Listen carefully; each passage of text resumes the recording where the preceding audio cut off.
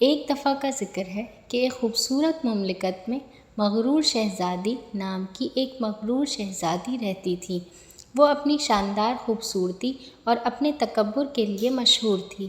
مغرور شہزادی کو یقین تھا کہ وہ پوری مملکت میں سب سے زیادہ خوبصورت ہے، اور اس نے اس بات کو یقینی بنایا کہ ہر کوئی اسے جانتا ہو۔ وہ اکثر دوسروں کو حقیر سمجھتی تھی۔ یہ سوچتی تھی کہ وہ اتنے لائق نہیں ہیں کہ جتنی وہ ہے۔ اسے سلطنت میں بدصورت شہزادہ نام کا ایک عاجز اور مہربان شہزادہ رہتا تھا۔ مغرور شہزادی کے برعکس بدصورت شہزادہ خوبصورت نہیں تھا۔ بچپن میں ایک حادثے کے بعد اس کے چہرے پر نشانات تھے۔ اس کی ظاہری شکل کے باوجود اس کا دل سونے کا تھا، اور اس کی مہربانی اور سخاوت کی وجہ سے ہر کوئی اسے پسند کرتا تھا۔ ایک دن بادشاہ نے مغرور شہزادی کی سالگرہ کے اعزاز میں ایک عظیم الشان دعوت کا اعلان کیا۔ مملکت کے تمام معزز خاندانوں کو مدعو کیا گیا تھا۔ بدصورت شہزادہ اگرچہ اپنی شکل کی وجہ سے شرکت نہیں کرنا چاہتا تھا، لیکن اس کے والدین نے اسے جانے کی ترغیب دی۔ ان کا خیال تھا کہ یہ لوگوں کے لیے اس کے اچھے دل کو دیکھنے کا موقع ہے۔ جب مغرور شہزادی نے بدصورت شہزادے کو دعوت پر دیکھا تو وہ ہنس پڑی اور اس کا مذاق اڑایا۔ اس نے کہا، تم جیسا کوئی عظیم الشان دعوت پر کیوں آئے گا؟ خود کو آئینے میں دیکھو۔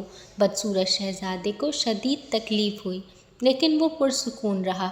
اس نے سادگی سے جواب دیا، حقیقی خوبصورتی اندر ہے، باہر نہیں۔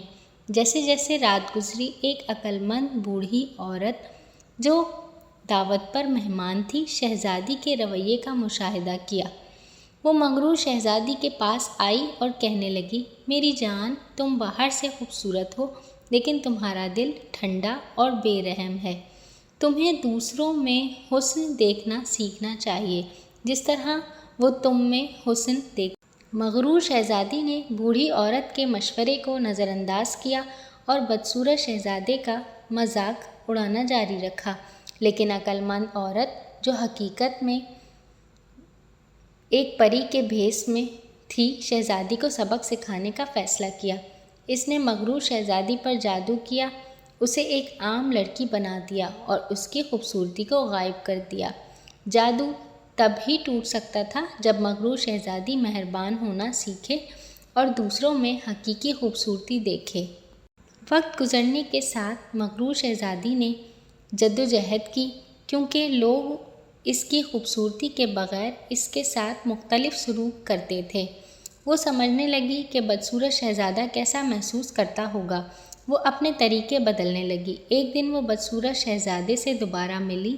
اس بار اس نے اس کا مذاق اڑانے کے بجائے اس سے معافی مانگی اور اس میں خوبیاں دیکھنے لگی۔ جب اس نے اس کے ساتھ زیادہ وقت گزارا تو اسے احساس ہوا کہ وہ کتنا اچھا ہے۔ رفتہ رفتہ اس کا دل رحم اور شفقت سے بھر گیا۔ پری نے مغرور شہزادی میں تبدیلی دیکھ کر منتر اٹھایا۔ اس کی خوبصورتی لوٹ آئی، لیکن اب وہ اندر سے بھی خوبصورت تھی، اور وہ بدصورت شہزادہ اچھے دوست بن گئے، اور شہزادی اب دوسروں کو ان کی شکل و صورت سے اندازہ نہیں کرتی تھی۔ اس نے سیکھا کہ حقیقی خوبصورتی دل سے آتی ہے۔ اس دن سے مغرور شہزادی نے نہ صرف اپنی ظاہری خوبصورتی بلکہ اپنے مہربان دل کی وجہ سے بھی جانی جاتی تھی۔ اس نے اور بدصورت شہزادی نے مل کر مملکت کے لوگوں کی مدد کے لیے بہت سے کام کیے۔ وہ جہاں بھی گئے مہربانی اور محبت پھیلاتے رہے اور اسی طرح خوشی خوشی زندگی گزارتے رہے۔